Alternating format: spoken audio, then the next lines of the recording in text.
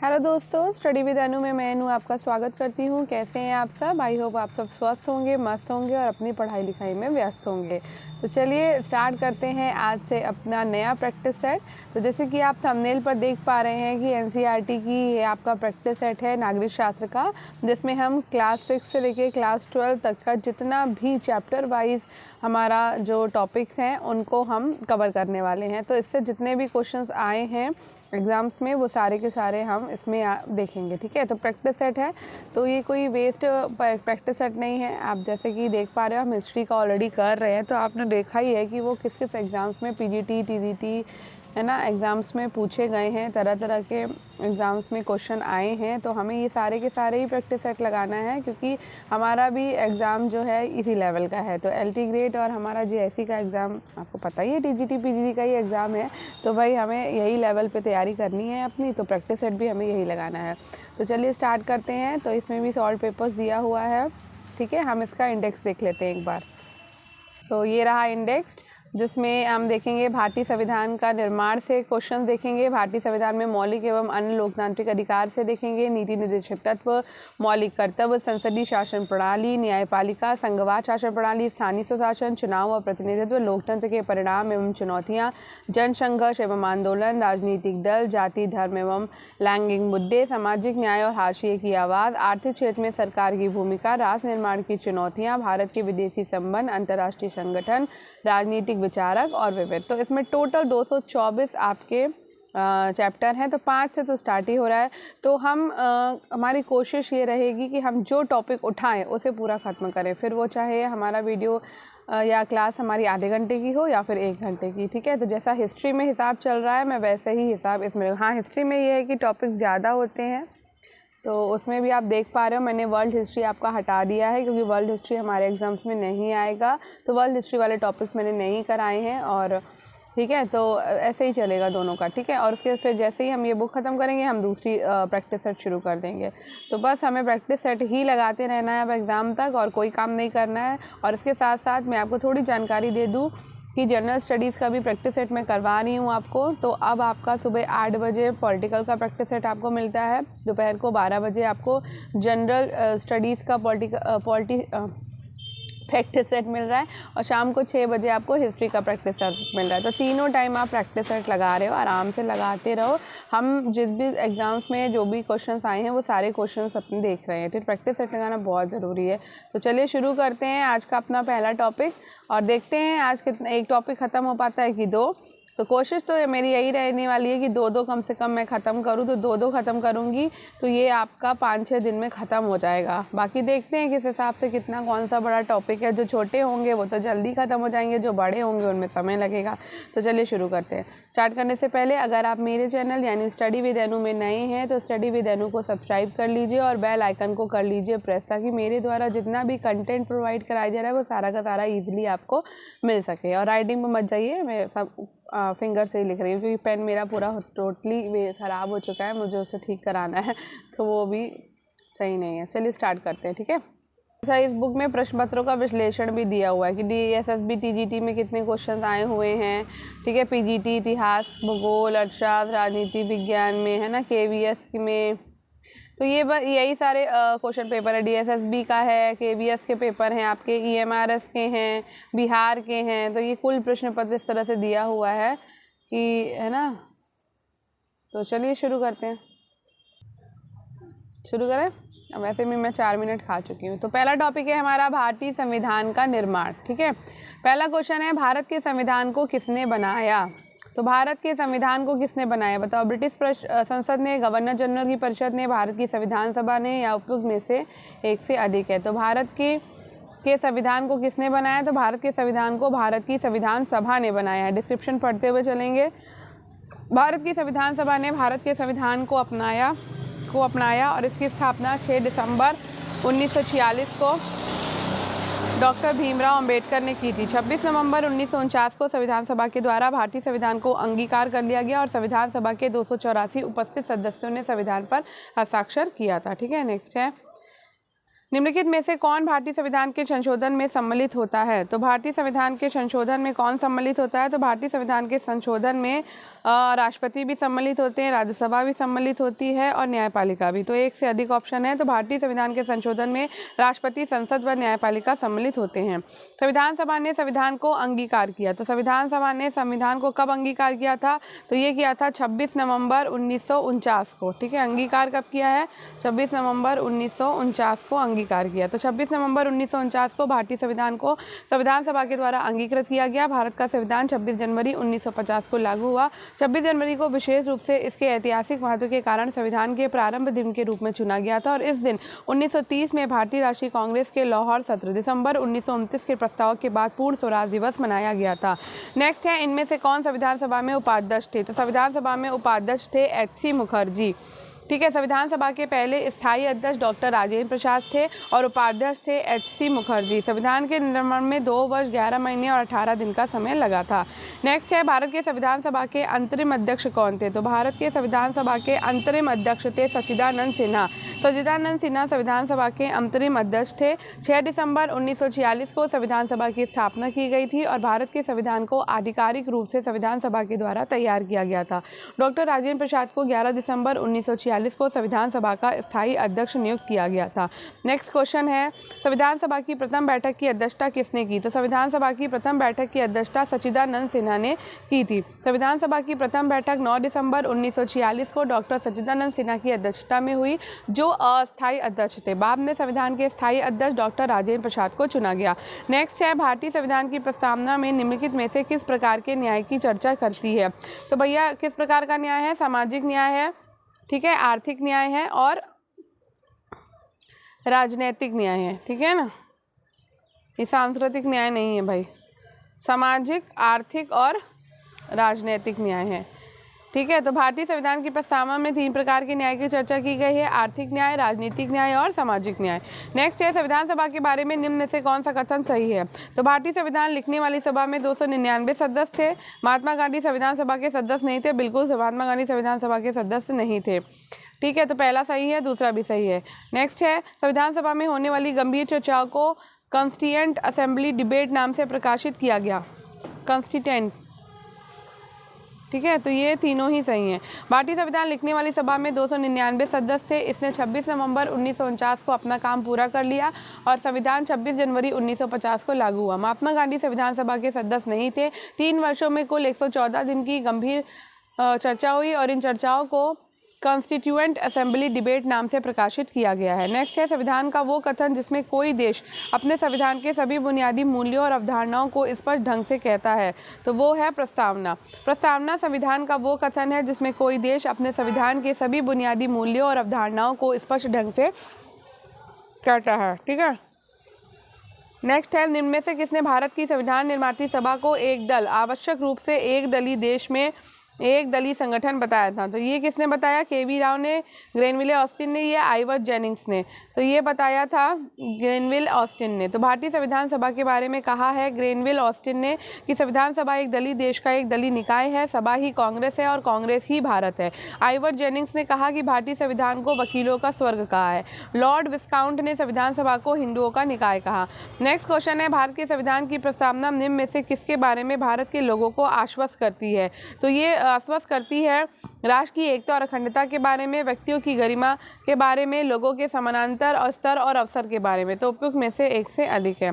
तो भारत की प्रस्तावना में निम्नलिखित के बारे में भारत के लोगों को आश्वस्त किया गया है। संविधान की मूल उद्देशिका में एकता शब्द ही था, किंतु 42वें संविधान संशोधन के द्वारा अखंडता शब्द जोड़ दिया गया।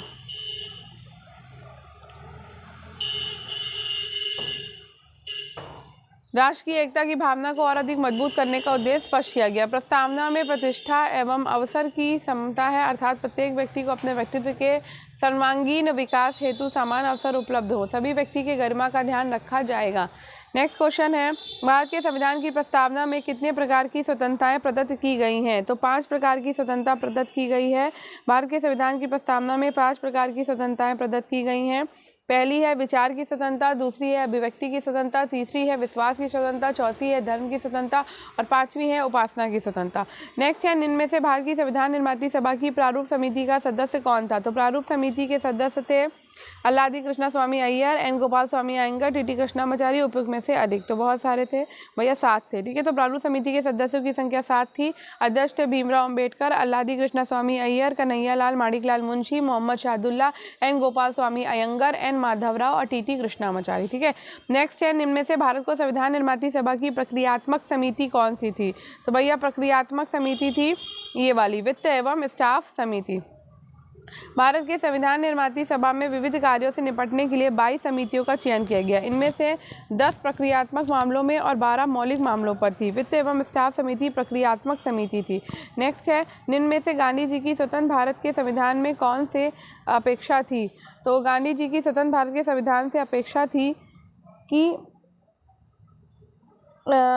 उपयुक्त में से एक से अधिक। तो ये देश के अंतर्गत सभी समुदाय पूर्ण सामंजस्य से रहने चाहिए और ये भारत को दासता और संरक्षण से मुक्ति दिलाने वाला होगा।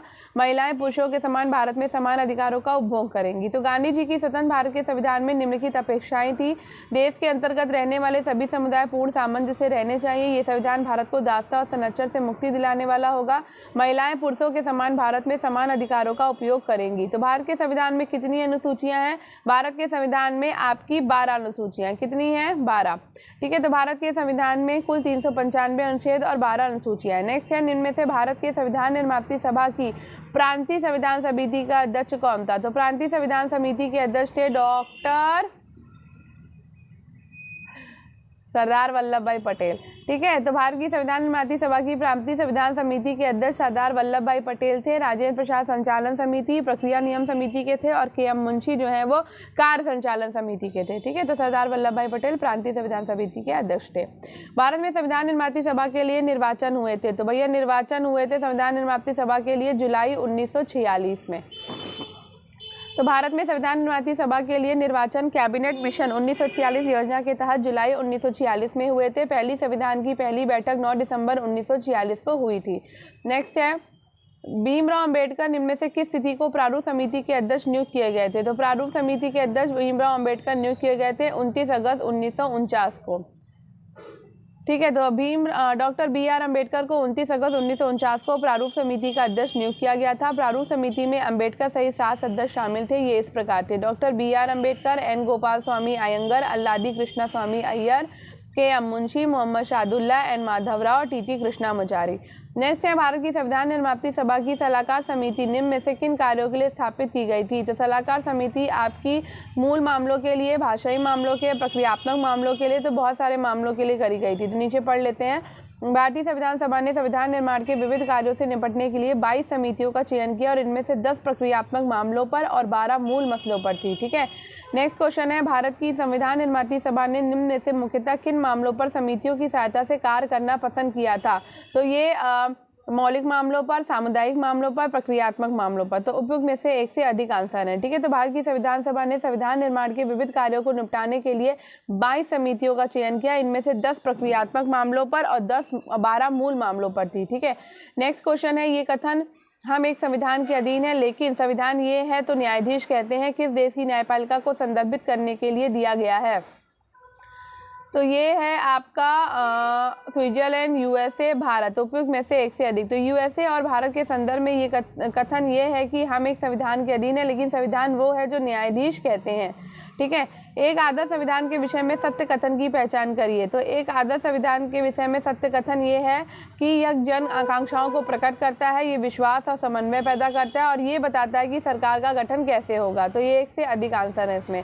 एक आदर्श संविधान की निम्नलिखित विशेषताएं हैं कि संविधान बुनियादी नियमों का एक ऐसा समूह उपलब्ध कराता है जिसमें समाज के सदस्यों में एक न्यूनतम समन्वय और विश्वास बना रहे। संविधान सरकार को ऐसी क्षमता प्रदान करे जिससे वो जनता की आकांक्षाओं को पूरा कर सके और एक न्यायपूर्ण समाज समाज की स्थापना के लिए उचित परिस्थितियों का निर्माण कर सके।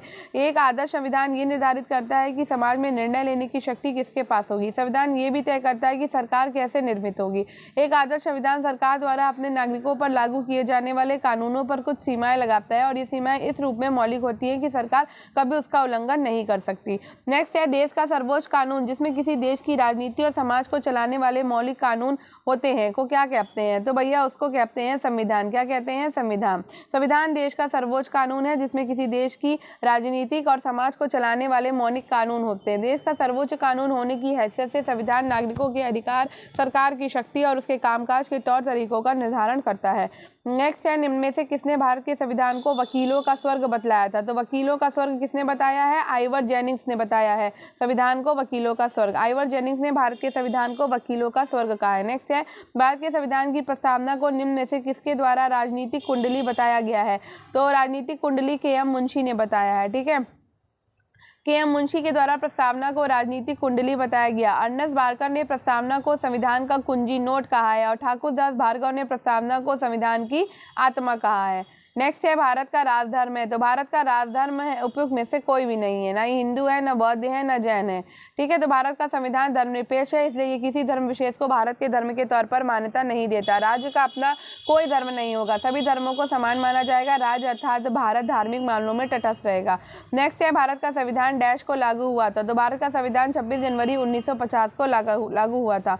भारत का संविधान 26 नवंबर 1949 को अपनाया गया और भारतीय संविधान के अनुसार भारत राज्यों का एक संघ है। ये सरकार की संसदीय प्रणाली के साथ एक संप्रभु समाजवादी धर्मनिरपेक्ष लोकतांत्रिक गणराज्य है। भारतीय संविधान 26 जनवरी 1950 को लागू हुआ था। इनमें से किन्होंने ऐतिहासिक उद्देश्यों को संविधान सभा में प्रस्तुत किया, तो ये किया था जवाहरलाल नेहरू ने। पंडित जवाहरलाल नेहरू ने 13 दिसंबर 1946 को संविधान सभा में उद्देश्य प्रस्ताव प्रस्तुत किया था। उद्देश्य प्रस्ताव में संवैधानिक संरचना के ढांचे एवं मूल दर्शन की स्पष्ट झलक थी। इस प्रस्ताव को 22 जनवरी 1947 को स्वीकार किया गया था। भारत में राजनीतिक शक्ति का मुख्य स्रोत कौन सा है, तो भारत में राजनीतिक शक्ति का मुख्य स्रोत है संविधान या संसद या फिर जनता। तो भारत में राजनीतिक सत्ता का प्रमुख स्रोत जनता है, क्योंकि भारत का संविधान आरंभ होता है हम भारत के लोग। साथ ही भारत एक लोकतंत्रात्मक राज्य है, अर्थात भारत में राज्य सत्ता जनता में निहित है। नेक्स्ट है भारत एक प्रजातांत्रिक गणराज्य है, क्योंकि भारतीय संविधान ने व्यवस्था की है निर्वाचित राष्ट्रपति की। तो भारत एक प्रजातांत्रिक गणराज्य है क्योंकि भारत में वंशानुगत शासन नहीं है, इसमें संसदीय प्रणाली की सरकार वाला एक स्वतंत्र संपन्न समाजवादी लोकतंत्रात्मक गणराज्य है, इसलिए भारतीय संविधान ने निर्वाचित राष्ट्रपति की व्यवस्था की है। नेक्स्ट है संविधान सभा की प्रथम बैठक की अध्यक्षता किसने करी, तो संविधान सभा की प्रथम बैठक की अध्यक्षता सच्चिदानंद सिन्हा ने की थी। ठीक है, संविधान सभा की प्रथम बैठक 9 दिसंबर 1946 को डॉक्टर सच्चिदानंद सिन्हा की अध्यक्षता में हुई, जो अस्थायी अध्यक्ष थे। बाद में संविधान सभा के स्थायी अध्यक्ष डॉक्टर राजेंद्र प्रसाद को चुना गया। नेक्स्ट है दिए गए विकल्पों से पहचान करें। भारत की आज़ादी का मतलब पूरे भारत की आज़ादी होना चाहिए। स्वतंत्रता वास्तव में निचले तबके से शुरू होनी चाहिए और इस प्रकार प्रत्येक गाँव एक गणतंत्र होगा। ये किसका उदाहरण है, तो ये उदाहरण है महात्मा गांधी का। भारत की आज़ादी का मतलब पूरे भारत की आज़ादी होनी चाहिए। स्वतंत्रता वास्तव में निचले तबके से शुरू होनी चाहिए, इस प्रकार प्रत्येक गांव का गणतंत्र होगा। ये कथन महात्मा गांधी से संबंधित है, जिन्होंने स्वतंत्रता के विषय पर अपनी राय रखी थी। स्वराज की मांग सर्वप्रथम गांधी जी के द्वारा रखी गई थी। इनमें से कौन संविधान सभा का सदस्य नहीं था, तो संविधान सभा के सदस्य जो है ना तो शरद चंद्र बोस थे, ना सरोजनी नायडू थी, ना ही मौलाना अबुल कलाम आजाद थे। ठीक है, तो उपयुक्त सभी भारतीय संविधान सभा के सदस्य थे। संविधान सभा में 389 सदस्य थे, जिनमें से 15 महिलाएं थी। भारतीय संविधान सभा की पहली बैठक 9 दिसंबर 1946 को हुई थी और इसका गठन कैबिनेट मिशन 1946 योजना के तहत हुआ था। ठीक है, अब ये कथन और कारण वाला है। तो कथन कहता है कि जिन देशों में संविधान है वे सभी लोकतांत्रिक हैं, और सेकंड कहता है कि जिन देशों में लोकतांत्रिक शासन है वो वहाँ संविधान होगा। तो भैया कथन 1 गलत है और कथन 2 सही है। ये आवश्यक नहीं है कि जिन देशों के पास अपने संविधान होते हैं वे सभी लोकतांत्रिक देश ही होते हैं, कोई राजतांत्रिक भी होते हैं। सभी लोकतांत्रिक देशों से उम्मीद की जाती है कि उनके पास संविधान जरूर होगा, हालांकि इसके कुछ अपवाद भी हो सकते हैं। ब्रिटेन का कोई लिखित संविधान नहीं है। ठीक है, आगे बढ़ते हैं। हमारे संविधान को दिशा देने वाले ये कुछ मूल्य और अनेक अर्थ हैं, इनका उचित मिलान करिए। तो मूल्य और अर्थों का हमें मिलान करना है, तो चलो मिलान कर लेते हैं भैया। तो संप्रभु, एक सेकंड छोटा कर लेती हूँ। अरे तो तो संप्रभु जो है वो फैसला लेने का सर्वोच्च अधिकार लोगों के पास है। संप्रभु का मतलब ये हुआ। गणतंत्र का मतलब हुआ कि शासन प्रमुख एक चुना हुआ व्यक्ति है, ठीक है। और बंधुत्व का मतलब हुआ कि लोगों को आपस में परिवार की तरह रहना चाहिए। धर्मनिरपेक्ष का मतलब ये होगा कि सरकार किसी धर्म के निर्देशों के अनुसार काम नहीं करेगी। चलिए ठीक, आगे बढ़ते हैं। नेक्स्ट है, हमारे संविधान की उत्पत्ति में ब्रिटिश सरकार की भूमिका का डैश द्वारा खुले रूप से विरोध किया गया था। तो हमारे संविधान की उत्पत्ति में ब्रिटिश सरकार की भूमिका का सोमनाथ लाहिड़ी के द्वारा खुले रूप में विरोध किया गया था। सोमनाथ लाहिड़ी पश्चिम बंगाल में संविधान सभा के सदस्य चुने गए और वे कम्युनिस्ट पार्टी के एकमात्र सदस्य थे। संविधान सभा में सोमनाथ लाहिड़ी ने सरकार की अपेक्षा नागरिकों की समिति अधिकार दिए जाने, संविधान सभा के सदस्यों को भत्ता दिए जाने और संविधान में ब्रिटिश भूमिका का खुले तौर पर विरोध किया था। नेक्स्ट क्वेश्चन है कि संविधान संशोधन में समाजवादी और पंथनिरपेक्ष शब्दों को प्रस्तावना में जोड़ा गया। तो ये जोड़ा गया था 42वें संविधान संशोधन के द्वारा। तो 42वां संविधान संशोधन अधिनियम 1976 के द्वारा उद्देशिका यानी कि प्रस्तावना में समाजवादी, पंथनिरपेक्ष और अखंडता शब्द जोड़ा गया। भारतीय संघ एवं बेरूबारी 1960 के बाद में प्रस्तावना को संविधान का भाग नहीं माना गया, परंतु 1973 केशवानंद भारती बनाम केरल राज्य में इसे संविधान का भाग स्वीकार किया गया था। नेक्स्ट है, पंडित जवाहरलाल नेहरू ने किस दिन संविधान सभा में उद्देश्य प्रस्ताव पेश किया।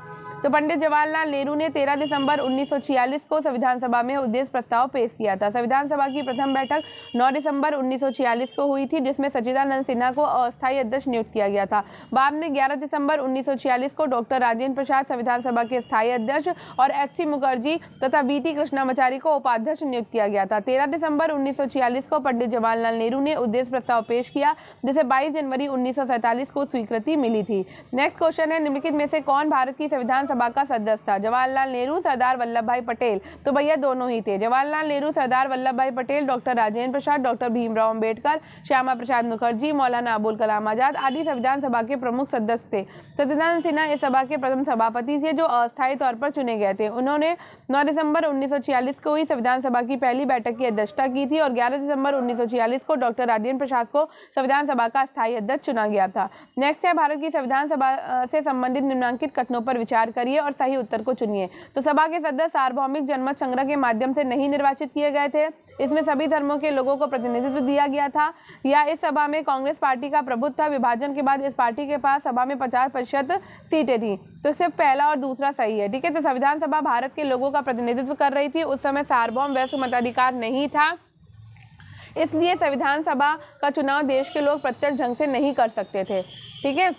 और चुनाव मुख्य रूप से उन प्रांतीय असेंबलियों के सदस्यों ने ही किया था। सामाजिक रूप से इस सभा में सभी समूह, जाति, वर्ग, धर्म और पेशों के लोग थे। विभाजन के बाद भी इस पार्टी के पास सभा 82% सीटें थी। इस सभा में भारतीय राष्ट्रीय कांग्रेस के सदस्यों का प्रभुत्व था, जिसने राष्ट्रीय आंदोलन की अगुवाई की थी। नेक्स्ट है, भारत का संविधान गणराज्य है क्योंकि यह इसमें कोई अनुवांशिक तत्व नहीं है। तो भारत का संविधान गणराज्य है क्योंकि इसमें कोई अनुवांशिक तत्व नहीं है। भारत में राष्ट्रपति या अन्य कोई भी पद जैसे प्रधानमंत्री अनुवांशिक नहीं है, बल्कि सभी का निर्वाचन होता है। नेक्स्ट है, भारतीय संविधान को बनाने में कितना समय लगा था। तो भारतीय संविधान को बनाने में 2 वर्ष 11 महीने और 18 दिन का समय लगा था, ठीक है। तो भारतीय संविधान को बनाने में 2 वर्ष 11 महीने और 18 दिन लगे थे। भारतीय संविधान सभा की प्रथम बैठक 9 दिसंबर 1946 को हुई थी। संविधान निर्माण का कार्य संविधान सभा के द्वारा 26 नवंबर 1949 को पूरा किया गया था। संविधान की प्रस्तावना में कुछ शब्द डैश संशोधन के द्वारा जोड़े गए थे। तो संविधान की प्रस्तावना में कुछ शब्द जोड़े गए थे और ये 42वें संविधान संशोधन अधिनियम के द्वारा जोड़े गए। प्रस्तावना को भारतीय संविधान का परिचय पत्र कहा जाता है। 1976 में 42वें संविधान संशोधन अधिनियम के द्वारा इसमें संशोधन किया गया। इसमें 3 नए शब्द समाजवादी, पंथनिरपेक्ष और अखंडता को जोड़ा गया था। कौन सी योजना के प्रस्ताव से संविधान सभा की स्थापना हुई है। तो ये हुई थी the cabinet mission plan. The cabinet mission plan के प्रस्ताव पर संविधान सभा की स्थापना हुई। फरवरी 1946 में ब्रिटिश मंत्रिमंडल के सदस्य एवं भारत मंत्री पेंथिक लॉरेंस ने लॉर्ड सभा में घोषणा की कि ब्रिटिश सरकार शीघ्र ही भारत में स्वराज स्थापित किए जाने के संबंध में भारतीय नेताओं से चर्चा करने के लिए कैबिनेट मंत्रियों के एक समूह को भारत भेजना चाहती है। भारत का संविधान है, तो भारत का संविधान अंशतः सख्त और अंशतः क्या है, लचीला है। तो भारत का संविधान अंशतः सख्त और अंशतः लचीला है। भारत के संविधान सभा की पहली बैठक किस दिन हुई थी। तो ये हुई थी 9 दिसंबर 1946 को। तो भारत के संविधान सभा की पहली बैठक 9 दिसंबर 1946 को हुई और डॉक्टर सच्चिदानंद सिन्हा को अस्थायी अध्यक्ष बनाया गया। वे संविधान सभा की पहली बैठक के सभापति रहे, जबकि 11 दिसंबर 1946 को डॉक्टर राजेंद्र प्रसाद को स्थायी अध्यक्ष बनाया गया था। नेक्स्ट है संविधान सभा के अंतरिम अध्यक्ष कौन थे? तो संविधान सभा के अंतरिम अध्यक्ष थे डॉक्टर सच्चिदानंद सिन्हा। तो भारत के संविधान सभा की पहली बैठक 9 दिसंबर 1946 को हुई। डॉक्टर सच्चिदानंद सिन्हा को अस्थायी अध्यक्ष बनाया गया और वे संविधान सभा की पहली बैठक के सभापति रहे थे। भारतीय संविधान के वास्तुकार किसे माना जाता है? तो भारतीय संविधान का वास्तुकार BN राव को माना जाता है। BN राव को भारतीय संविधान का वास्तुकार माना जाता है। संवैधानिक सलाहकार BN राव ने प्रारूप समिति के विचार के लिए जो प्रारूप संविधान तैयार किया था उसमें 240 अनुच्छेद और 13 अनुसूचियां थी। ठीक है, नेक्स्ट है भारत का संविधान किस दिन से लागू हुआ? तो भारत का संविधान 26 नवंबर 1949 से लागू हुआ। भारत का संविधान 26 नवंबर 1949 को अंगीकृत, अधिनियमित और आत्मापित किया गया और उसके कुछ अनुच्छेद 26 नवंबर 1949 को ही लागू हो गए। भारतीय संविधान का अनुच्छेद 1 भारत का वर्णन इस तरह करता है। तो किस तरह करता है? राज्यों का संघ। ठीक है, भारतीय संविधान का अनुच्छेद 1 भारत को राज्यों का संघ मानता है। अनुच्छेद 1 भारत अर्थात इंडिया राज्यों का संघ है। निम्न में से किस संविधान का हिस्सा नहीं माना जाता? तो संविधान का हिस्सा जो है दबाव गुट को नहीं माना जाता। दबाव गुट संविधान का हिस्सा नहीं है, जबकि प्रस्तावना संविधान का मार्गदर्शन है। मूलभूत अधिकार और मूलभूत कर्तव्य का वर्णन संविधान के अंतर्गत किया गया है। भारतीय संविधान में कुल कितनी अनुसूचियां हैं? तो भारतीय संविधान में कुल 12 अनुसूचियां हैं। भारतीय संविधान में कुल 395 अनुच्छेद और 12 अनुसूचियों का वर्णन किया गया है। भारतीय संविधान को किसने अधिनियम बनाया? तो भारतीय संविधान को अधिनियम संविधान सभा ने बनाया है। संविधान सभा ने 26 नवंबर 1949 को भारतीय संविधान को अधिनियमित किया। ये प्रस्ताव 26 नवंबर 1949 को स्वीकृत हुआ। प्रस्तावना के शब्दों में इस दिन भारत के लोगों ने अपनी संविधान सभा में संपूर्ण प्रभुत्व संपन्न लोकतंत्रात्मक भारतीय गणराज्य के संविधान को अंगीकृत, अधिनियमित और आत्मसमर्पित किया है। संविधान है तो संविधान क्या है? तो संविधान देश का मूलभूत कानून है। संविधान किसी भी देश का मूलभूत कानूनी दस्तावेज है। संविधान आधुनिक लोकतांत्रिक देशों में शासन विधान का आधार होता है। हर देश अपनी राष्ट्रीय आवश्यकताओं के अनुरूप संविधान बनाने का प्रयास करता है। संविधान सभा के अध्यक्ष डैश थे? तो संविधान सभा के अध्यक्ष राजेंद्र प्रसाद थे। संविधान सभा के अध्यक्ष डॉक्टर राजेंद्र प्रसाद थे। इन्हें 11 दिसंबर 1946 को सर्वसम्मति से सभा का स्थायी अध्यक्ष नियुक्त किया गया था। संविधान सभा के सदस्य किसके द्वारा चुने गए थे? तो संविधान सभा के अध्यक्ष जो है वो प्रांतीय असेंबली के द्वारा चुने गए थे। संविधान सभा आंशिक रूप से चुनी गई, आंशिक रूप से नामांकित निकाय थी। संविधान सभा के सदस्य प्रांतीय असेंबली के द्वारा चुने गए थे। संविधान सभा की पहली बैठक कब हुई थी? तो संविधान सभा की पहली बैठक 9 दिसंबर 1946 को हुई थी। भारतीय संविधान के निर्माण हेतु संविधान सभा की प्रथम बैठक 9 दिसंबर 1946 को नई दिल्ली के केंद्रीय कक्ष में हुई और सभा के वरिष्ठतम सदस्य डॉक्टर सच्चिदानंद सिन्हा को सभा का अस्थायी अध्यक्ष और HC मुखर्जी को उपाध्यक्ष चुना गया था। भारत के संविधान में मूलतः कितने अनुच्छेद है? तो भारत के संविधान में मूलतः 395 अनुच्छेद है। ठीक है, तो भारत के संविधान में मूलतः 395 अनुच्छेद थे। संविधान में 22 भाग और 8 अनुसूचियां थी, लेकिन वर्तमान में 470 अनुच्छेद और 12 अनुसूचियां हैं और ये 25 भागों में विभाजित है। भारतीय संविधान की कौन सी अनुसूची दल परिवर्तन के आधार पर निहरता के बारे में उपबंध प्रदान करती है? तो ये प्रदान करती है आपकी 10वीं अनुसूची। ठीक है, तो भारतीय संविधान की 10वीं अनुसूची, जिसे लोकप्रिय रूप से दलबदल विरोधी कानून कहा जाता है, वर्ष 1985 में 52वें संविधान संशोधन के द्वारा लाया गया था। और ये दलबदल क्या है और दलबदल करने वाले सदस्यों को अयोग्य ठहराने संबंधी प्रावधानों को परिभाषित करता है। नेक्स्ट क्वेश्चन है भारतीय संविधान की किस अनुसूची के द्वारा कुछ अधिनियम और विनियमों का सत्यापन प्रदान किया गया है? तो ये है 9वीं अनुसूची। भारतीय संविधान में 12 अनुसूचियां हैं। संविधान की 9वीं अनुसूची और कुछ अधिनियमों और विनियमों के सत्यापन से संबंधित है। ये किसी भी मौलिक अधिकार के उल्लंघन के आधार पर चुनौती दिए जाने और अमान्य होने पर मान्यता प्रदान करता है। मौलिक अधिकारों के उल्लंघन के आधार पर इसमें शामिल कानूनों को न्यायिक जांच से बचाने के लिए इस अनुसूची को प्रथम संशोधन 1951 के द्वारा जोड़ा गया था। नेक्स्ट क्वेश्चन है भारतीय संविधान के अनुच्छेद 371 जे में विशेष प्रावधान किस राज्य से संबंधित है?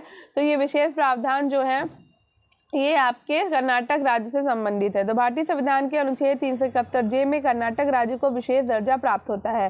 हैदराबाद कर्नाटक क्षेत्र हेतु पृथक विकास बोर्ड की स्थापना करने का प्रावधान है, जिसकी कार्यप्रणाली से संबंधित रिपोर्ट प्रतिवर्ष राज्य विधानसभा के समक्ष प्रस्तुत की जाएगी। उक्त क्षेत्रों में विकासात्मक व्यय हेतु समान मात्रा में धन आवंटित किया जाएगा और सरकारी नौकरियों एवं शिक्षा में इस क्षेत्र के लोगों को समान अवसर तथा सुविधाएं प्रदान की जाएंगी।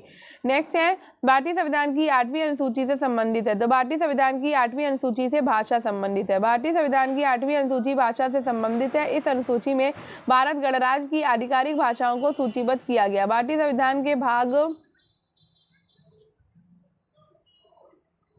17 में अनुच्छेद 243 से 300 51 तक शामिल अनुच्छेद आधिकारिक भाषाओं से संबंधित है। संविधान की 8वीं अनुसूची में 22 भाषाएं शामिल हैं। इन भाषाओं में से 14 भाषाओं को संविधान के प्रारंभ में ही शामिल कर लिया गया था। 1967 में सिंधी भाषा को 21वें संविधान संशोधन अधिनियम के द्वारा 8वीं अनुसूची में शामिल किया गया। 1992 में 71वें संविधान संशोधन के द्वारा कोंकणी, मणिपुरी और नेपाली को शामिल किया गया।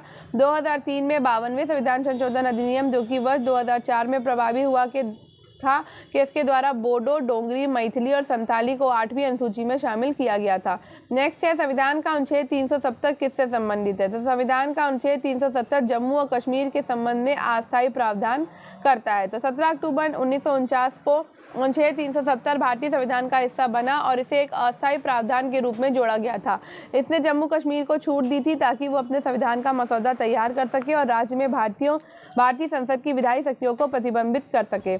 नेक्स्ट है भारतीय संविधान किस संवैधानिक व्यवस्था का बारीकी से पालन करता है? तो भारतीय संविधान यूके की संवैधानिक व्यवस्था का बारीकी से पालन करता है। भारतीय संविधान ब्रिटेन की संवैधानिक व्यवस्था का नजदीकी से पालन करता है। ब्रिटेन के संविधान के द्वारा निम्नलिखित प्रणाली भारतीय संविधान में शामिल किया गया है: सर्वाधिक मत के आधार पर चुनाव में जीत का फैसला, सरकार का संसदीय स्वरूप, कानून के शासन का विचार, विधायिका में अध्यक्ष का पद और उनकी भूमिका और कानून निर्माण की विधि। नेक्स्ट है संविधान के निम्नलिखित कार्य हैं। तो विभिन्न तरह के लोगों के बीच जरूरी भरोसा और सहयोग विकसित करता है। ये बताता है कि सरकार का गठन कैसे होगा और किसे फैसला लेने का अधिकार होगा। ये सरकार के अधिकारों को असीमित करता है। तो बताओ क्या करता है? तो संविधान में निम्नलिखित काम करता है। संविधान का पहला काम यह है कि वो बुनियादी नियमों का एक ऐसा समूह उपलब्ध कराए जिससे समाज के सदस्यों में एक न्यूनतम समन्वय और विश्वास बना रहे। संविधान का दूसरा काम ये स्पष्ट करना है कि समाज में निर्णय लेने की शक्ति किसके पास होगी। संविधान ये भी तय करता है कि सरकार कैसे निर्मित होगी। संविधान का तीसरा काम ये है कि सरकार द्वारा अपने नागरिकों पर लागू किए जाने वाले कानूनों पर कुछ सीमाएं लगाए और ये सीमाएं इस तरह से मौलिक होती है कि सरकार कभी उसका उल्लंघन नहीं कर सकती। नेक्स्ट है संविधान सभा के बारे में क्या सही नहीं है। तो संविधान सभा के बारे में ये जुलाई 1946 में इसकी प्रथम सभा हुई थी, ये सही नहीं है। तो संविधान सभा में 300 से अधिक सदस्य थे, ये सही है। और संविधान सभा ने 1935 के अधिनियम में बहुत से विवरण और विधियों का अभिकरण किया है। ठीक है। तो संविधान की पहली बैठक 9 दिसंबर 1946 को हुई थी। नेक्स्ट है भारत के संविधान की प्रस्तावना किस देश से ली गई है। तो भारत के संविधान की प्रस्तावना ली गई है, इनमें से तो कोई नहीं है। तो भारत के संविधान की प्रस्तावना का विचार अमेरिका से लिया गया है और ऑस्ट्रेलिया के संविधान से इसकी भाषा ली गई है। तो विभिन्न देशों के संविधान में लिए गए प्रावधान तो देख लो यहाँ पर। राज्य के नीति निर्देशक तत्व जो है वो आयरलैंड से लिए गए हैं। मौलिक अधिकारों की सूची अमेरिका से ली गई है। न्यायिक पुनरावलोकन की शक्ति और न्यायपालिका की स्वतंत्रता भी अमेरिका से ली गई है। कनाडा से एक अर्धसत्तात्मक सरकार का स्वरूप लिया गया है। अवशिष्ट शक्तियों का सिद्धांत कनाडा से लिया गया है। स्वतंत्रता, समानता और बंधुत्व का सिद्धांत फ्रांस से लिया गया। सरकार का संसदीय स्वरूप ब्रिटिश से लिया गया और कानून के शासन का विचार भी ब्रिटिश से लिया गया है। नेक्स्ट क्वेश्चन है भारत में पहली बार सांप्रदायिक प्रतिनिधित्व की शुरुआत किसके द्वारा की गई थी। तो सांप्रदायिक प्रतिनिधित्व की शुरुआत की थी मार्ले मिंटो सुधार अधिनियम 1909 के द्वारा। तो भारत में पहली बार सांप्रदायिक प्रतिनिधित्व की शुरुआत मार्ले मिंटो सुधार 1909 में की गई थी। मार्ले मिंटो सुधार या भारतीय परिषद अधिनियम 1909 एक ऐसा कानून था जिसने भारत में भारतीयों की भागीदारी में सीमित वृद्धि की। इस कानून के प्रस्तावक ब्रिटिश राज्य सचिव जॉन मार्ले और वायसराय मिंटो, जिनके नाम पर इसे मार्ले मिंटो सुधार कहा गया है। मार्ले मिंटो सुधार की मुख्य विशेषता निम्नलिखित थी। इसने शाही और प्रांतीय विधान परिषदों में गैर अधिकारों की सदस्यता में वृद्धि की। इसने भारतीय परिषद अधिनियम 1892 के द्वारा पेश किए गए प्रभावी सिद्धांत को आगे बढ़ाया ताकि भारतीयों को अप्रत्यक्ष रूप से चुने जाने सदस्यों के रूप में परिषदों में प्रवेश मिल सके। इसने प्रांतीय विधायिका में गैर सरकारी सदस्यों के पास बहुमत दिया, लेकिन केंद्र में एक आधिकारिक बहुमत बरकरार रखा। इसने वायसराय की कार्यकारी परिषद के साथ साथ प्रांतीय कार्यकारी में एक भारतीय की नियुक्ति का प्रावधान किया। इसने मुसलमानों को पृथक निर्वाचक मंडल सेपरेट इलेक्टोरेट का अनुदान किया। इसका मतलब ये था कि मुस्लिम प्रतिनिधि सामान्य मतदाताओं से नहीं चुने जाते थे बल्कि एक अलग निर्वाचक मंडल से चुने जाते थे जिसमें केवल मुसलमान होते थे। ठीक है। नेक्स्ट है जवाहरलाल नेहरू ने संविधान सभा में एक प्रस्ताव रखा जिसे वस्तुनिष्ठ संकल्प के रूप में जाना जाता है। तो ये उपयुक्त में से कोई नहीं। तो भारतीय संविधान की प्रस्तावना संविधान का मूल है। इस प्रस्तावना को 13 दिसंबर 1946 को पंडित जवाहरलाल नेहरू ने संविधान सभा में प्रस्तुत किया था और यही उद्देश्य प्रस्ताव भावी संविधान की रूपरेखा थी। नेहरू के उद्देश्य प्रस्ताव ने भारतीय संविधान के प्रमुख उद्देश्यों, जिसमें सामाजिक, आर्थिक एवं राजनीतिक न्याय, अभिव्यक्ति की स्वतंत्रता एवं उपासना का अधिकार सम्मिलित था। समाज के पिछड़े वर्गों, अनुसूचित जातियों, जनजातियों और अल्पसंख्यकों के हितों की रक्षा की घोषणा की गई। ठीक है, अब आगे बढ़ते हैं। संविधान सभा ने अपने विचार विमर्श की शुरुआत की थी। तो संविधान सभा ने अपने विचार विमर्श की शुरुआत दिसंबर 1946 में की थी। संविधान सभा ने अपने विचार विमर्श की शुरुआत 9 दिसंबर 1946 को नई दिल्ली में संविधान हॉल में की थी और इस बैठक में सभा के अस्थायी अध्यक्ष के रूप में डॉक्टर सच्चिदानंद सिन्हा को चुना गया था। मुस्लिम लीग ने इस बैठक का बहिष्कार कर दिया और 11 दिसंबर 1946 को हुई अगली बैठक में स्थायी अध्यक्ष के रूप में डॉक्टर राजेंद्र प्रसाद को चुना गया। 13 दिसंबर 1946 को पंडित जवाहरलाल नेहरू के द्वारा संविधान सभा में प्रस्तुत किया हुआ उद्देश्य प्रस्ताव संविधान की प्रस्तावना का मूल है। नेक्स्ट है, भारतीय संविधान में अनुच्छेदों की कुल संख्या कितनी है? तो भारतीय संविधान में अनुच्छेदों की कुल संख्या है 395। तो भारत का संविधान भारत का सर्वोच्च विधान है जो संविधान सभा के द्वारा 26 नवंबर 1949 को पारित हुआ था तथा 26 जनवरी 1950 से प्रभावी हुआ। यह दिन 26 नवंबर भारत के संविधान का मूल आधार भारत सरकार अधिनियम 1935 को माना जाता है। भारत का संविधान विश्व के सभी गणतांत्रिक देश का सबसे लंबा लिखित संविधान है। मूलतः संविधान में 395 अनुच्छेद, 8 अनुसूचियां और 22 भाग थे। वर्तमान समय में 470 अनुच्छेद, 12 अनुसूचियां और 25 भागों में ये विभाजित है। नेक्स्ट है, भारतीय संविधान की प्रस्तावना क्या है? तो भारतीय संविधान की प्रस्तावना संविधान का परिचय है। ठीक है, क्या है? संविधान का परिचय। तो भारतीय संविधान की प्रस्तावना एक ऐसा लेख है जो संविधान का परिचय कराता है। संविधान के उद्देश्य, सिद्धांत और मूल्यों को प्रकट करता है। इसमें भारत के राज्य की प्रगति, संविधान की प्रगति, संविधान के शोध, संविधान के लक्ष्य और संविधान के अपनाने की तिथि का उल्लेख है।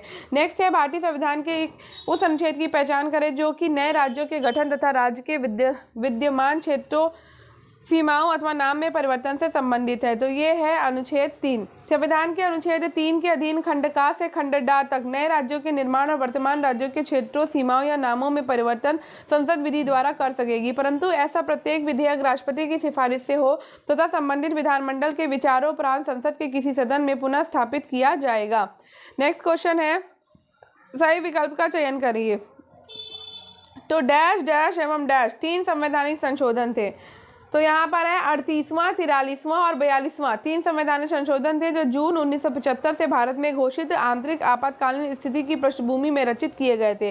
तो अनुच्छेद 352 के अधीन राष्ट्रीय आपातकाल की उद्घोषणा राष्ट्रपति 3 आधारों, युद्ध, बाह्य आक्रमण और सशस्त्र विद्रोह में कर सकता है। 44वें संविधान संशोधन 1978 के द्वारा आंतरिक अशांति को हटाकर सशस्त्र विद्रोह शब्द किया गया। 1975 में घोषित आंतरिक आपातकालीन पृष्ठभूमि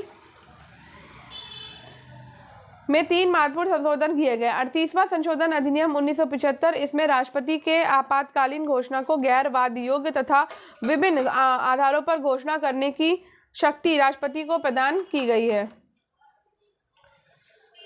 42वें संविधान संशोधन अधिनियम 1976 के द्वारा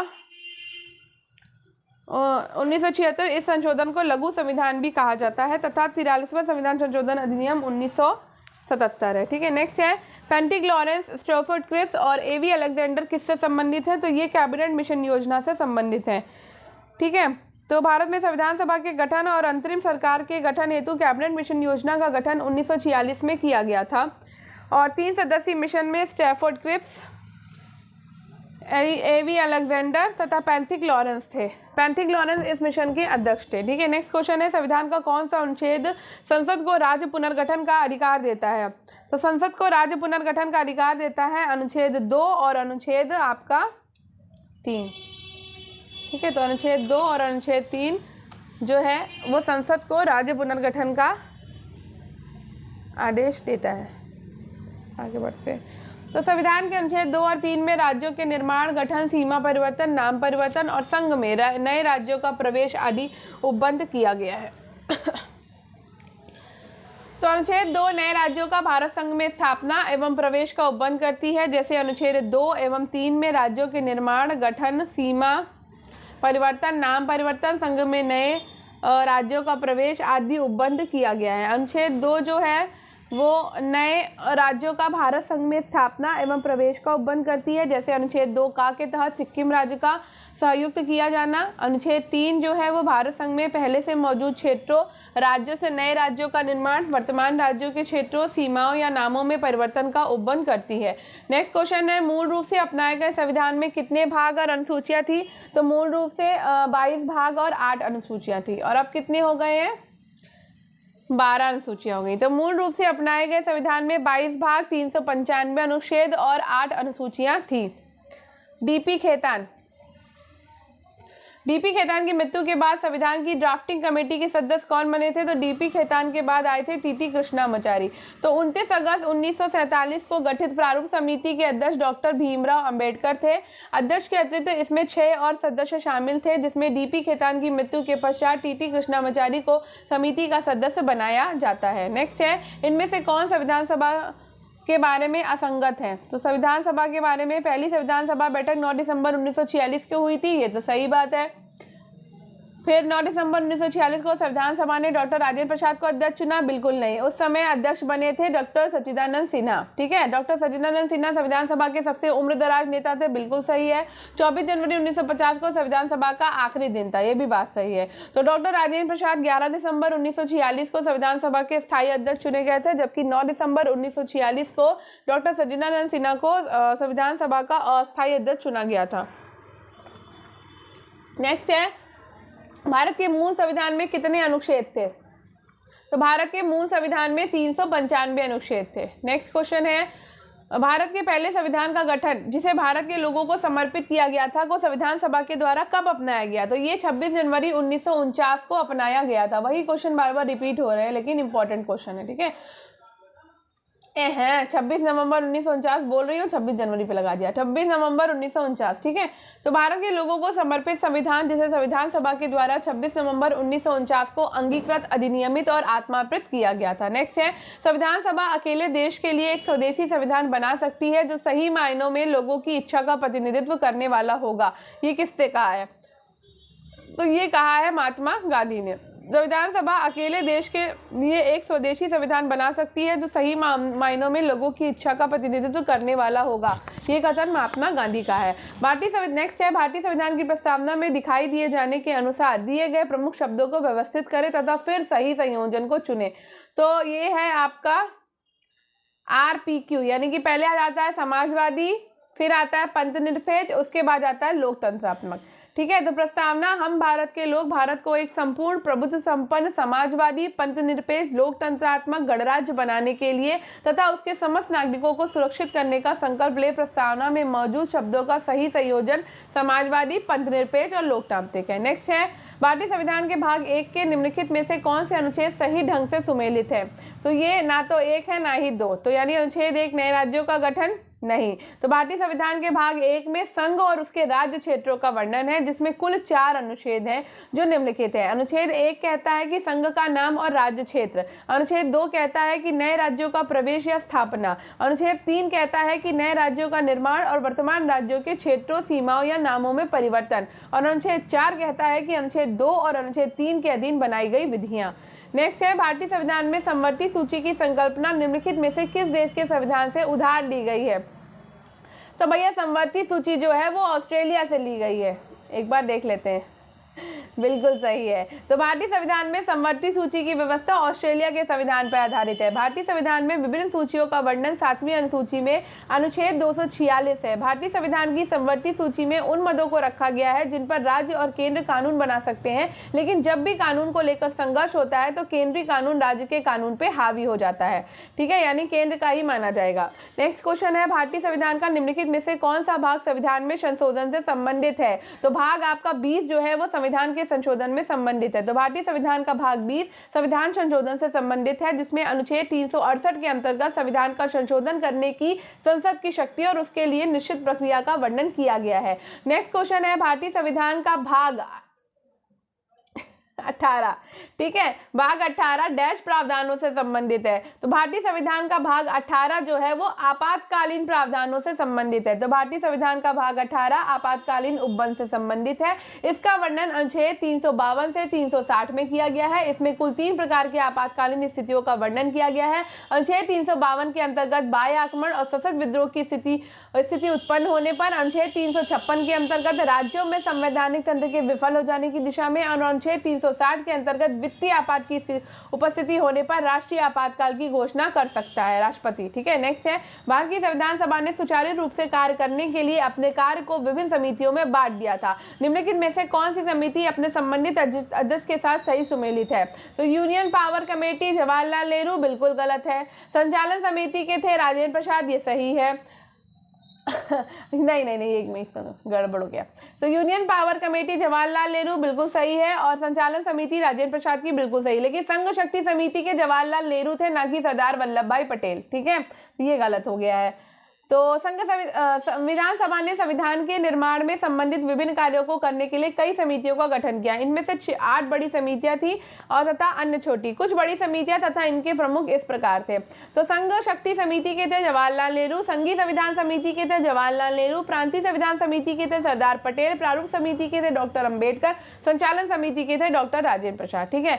नेक्स्ट है, भारतीय संविधान की प्रस्तावना स्वतंत्रता प्रदान करती है किसकी? विचार की, अभिव्यक्ति की, विश्वास की? तो भैया तीनों की करती है। प्रस्तावना भारतीय संविधान का सार है। प्रस्तावना के माध्यम से भारतीय संविधान का सार, अपेक्षाएं, उद्देश्य, उसका लक्ष्य तथा दर्शन प्रकट होता है। प्रस्तावना ये घोषणा करती है कि संविधान अपनी शक्ति सीधे जनता से प्राप्त करता है और इसी कारण ये हम भारत के लोग वाक्य से प्रारंभ होता है। प्रस्तावना में विचार, अभिव्यक्ति, विश्वास, धर्म और उपासना की स्वतंत्रता का उल्लेख किया गया है। नेक्स्ट है, भारतीय संविधान की किस अनुसूची में राज्य एवं संघ शासित प्रदेशों से संबंधित प्रावधान है? तो ये है भैया आपकी अनुसूची नंबर प्रथम।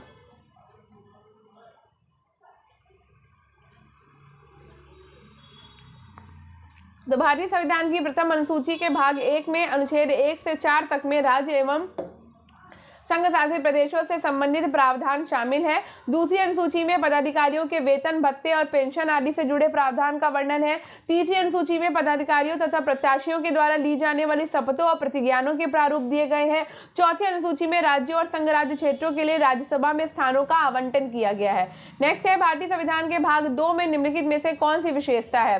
तो भारतीय संविधान के भाग 2 में विशेषता है आपकी राज्य। क्या है? राज्य। तो भारतीय संविधान का भाग 2 नागरिकता, भूल जाती हूँ कितने बड़ा।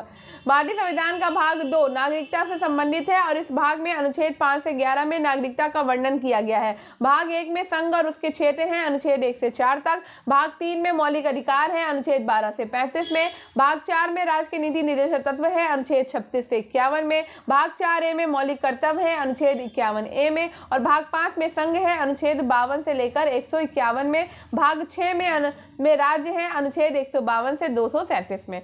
नेक्स्ट है, भारत के संविधान को तैयार करने के लिए निम्नलिखित संस्थाओं में से किसका गठन किया गया था? तो संविधान को तैयार करने के लिए भैया संविधान सभा का गठन किया गया था। तो भारत के संविधान को तैयार करने के लिए एक संविधान सभा का गठन किया गया था और इसकी अध्यक्षता डॉक्टर राजेंद्र प्रसाद ने की थी। संविधान सभा की पहली बैठक 9 दिसंबर 1946 को हुई थी और इसकी अध्यक्षता अस्थायी अध्यक्ष सच्चिदानंद सिन्हा ने की थी। नेक्स्ट क्वेश्चन है, भारतीय संविधान निम्नलिखित में से किसका निर्धारण नहीं करता? तो भारतीय संविधान नागरिकों की शक्ति का निर्धारण नहीं करता है। नागरिकों के अधिकार का करता है, सरकार की शक्ति का करता है और सरकार के कार्य का करता है। तो भारतीय संविधान नागरिकों को मौलिक अधिकार और सरकार की शक्ति, सरकार के कार्य का निर्धारण करता है। ये नागरिकों की शक्ति प्रदान नहीं करता है।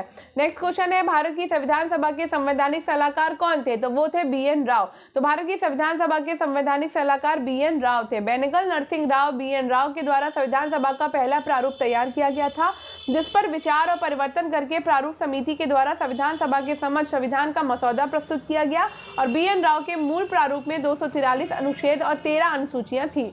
नेक्स्ट क्वेश्चन है, संविधान सभा ने अपना स्थायी अध्यक्ष किसे चुना? तो भैया स्थायी अध्यक्ष राजेंद्र प्रसाद को चुना था। तो 9 दिसंबर 1946 को संविधान सभा के वरिष्ठ अध्यक्ष डॉक्टर सच्चिदानंद सिन्हा को संविधान सभा का अस्थायी अध्यक्ष नियुक्त किया गया था और 11 दिसंबर 1996 को डॉक्टर राजेंद्र प्रसाद संविधान सभा के स्थायी अध्यक्ष नियुक्त हुए थे।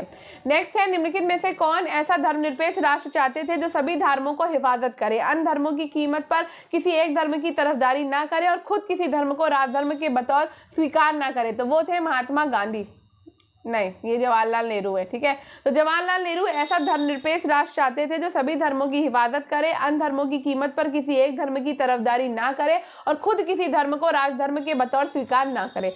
नेक्स्ट है, भारत में 42वें संविधान संशोधन अधिनियम डैश में पारित किया गया, तो ये 1976 में पारित किया गया था। ठीक है, यही पूछा गया है। तो भारत में 42वां संविधान संशोधन श्रीमती इंदिरा गांधी के काल में 1976 में पारित किया गया था और ये संशोधन इतना व्यापक था कि इसे भारत का लघु संविधान भी कह दिया गया था। 42वें संविधान संशोधन के द्वारा ही मौलिक कर्तव्यों की व्यवस्था की गई थी। नेक्स्ट है, निम्नलिखित में से कौन सा अनुच्छेद भारतीय संविधान के भाग 5 में शामिल नहीं है? तो राज्यों के राज्यपाल जो है वो भाग 5 में शामिल नहीं है। ठीक है, तो भारतीय संविधान के भाग 5 में शामिल है भारत का राष्ट्रपति जो कि अनुच्छेद 52 में है, उपराष्ट्रपति का चुनाव है अनुच्छेद 66 में और भारत के महान्यायवादी है अनुच्छेद 76 में। राज्यों के राज्यपाल का वर्णन जो है वो भारतीय संविधान के भाग 6 के अंतर्गत अनुच्छेद 153 में किया गया है। नेक्स्ट है, उस देश का उल्लेख करें जो कि अपने संविधान से महासंघ यानी कि फेडरेशन शब्द का उल्लेख नहीं करता परंतु उसका अनुसरण करता है, तो वो है भारत। तो भारतीय संघ अपने संविधान में महासंघ शब्द का वर्णन तो नहीं करता परंतु उसका अनुसरण करता है। भारतीय संघ की प्रकृति को भिन्न भिन्न प्रकार से वर्णित किया गया है। केसी वियर भारतीय संघ को अर्धसंघ यानी कि क्वीज फेडरेशन कहते हैं। सर आइवर जेनिंग्स का कहना है कि ऐसा संघ राज्य जिसमें एकात्मक लक्षण सहायक लक्षण के रूप में दिए गए हैं, ये तो ऐसा संघवाद है जिसमें मजबूत केंद्रीकरण की प्रवृत्ति पाई जाती है। ठीक है, तो 100 क्वेश्चन कर लिए, अब 1 मिनट के लिए रुकते हैं। चलिए, तो हमारा ये लास्ट क्वेश्चन है। मुझे ये देखना था कि अभी इसमें कितने क्वेश्चन बाकी हैं, तो ये लास्ट क्वेश्चन है। ठीक है, तो भारतीय संविधान के भाग 21 में निम्नलिखित में से किस राज्य का उल्लेख नहीं है? तो भारतीय संविधान के भाग 21 में जो है वो पंजाब राज्य का उल्लेख नहीं है। भारतीय संविधान के भाग 21 में महाराष्ट्र, गुजरात, नागालैंड, असम, मणिपुर, आंध्र प्रदेश, सिक्किम, मिजोरम, अरुणाचल प्रदेश और गोवा राज्यों के बारे में विशेष उपबंध किया गया। इसमें पंजाब राज्य का वर्णन नहीं है। ये भारतीय संघ के अन्य राज्यों के संबंध में विशेष उपबंधों को परिभाषित करता है। ठीक है, तो यहाँ पर हमारा ये पहला वाला टॉपिक हो जाता है फिनिश। अब ये सेकंड वाला है भारतीय संविधान में मौलिक एवं अन्य लोकतांत्रिक अधिकार। ठीक है, तो 1 सेकेंड रुकिएगा ज़रा। तो अब हम ये सेकेंड वाला टॉपिक कल करेंगे क्योंकि 101 क्वेश्चन हमने लगा लिए हैं, समय भी हो गया है काफ़ी, तो वीडियो बहुत लंबा हो जाएगा, इसलिए मैं इसको यहीं पे रोकती हूँ।